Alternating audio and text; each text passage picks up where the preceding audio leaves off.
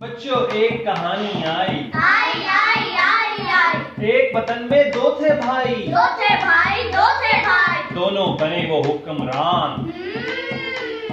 देश का नाम था पाकिस्तान।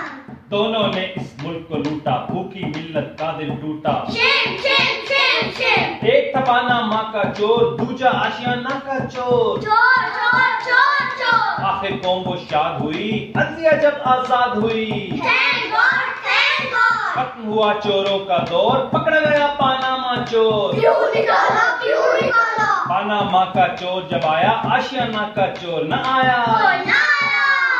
एयरपोर्ट के बाहर रहा, ज्यादा वो चालाक बना।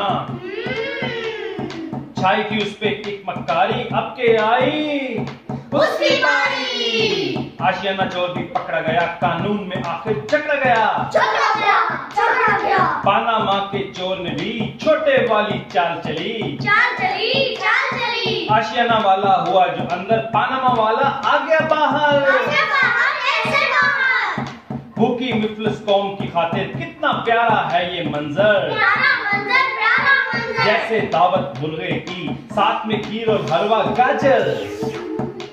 शहबाज बाहर नवाज अंदर, नवाज बाहर शहबाज अंदर।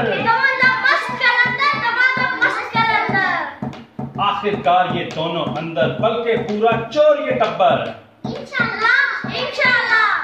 ला इलाहा की धरती से सारे डाकुओं चोरों का इंशाल्लाह पत्ता होगा साफ। धरती पे होगा इंसाफ, धरती पे होगा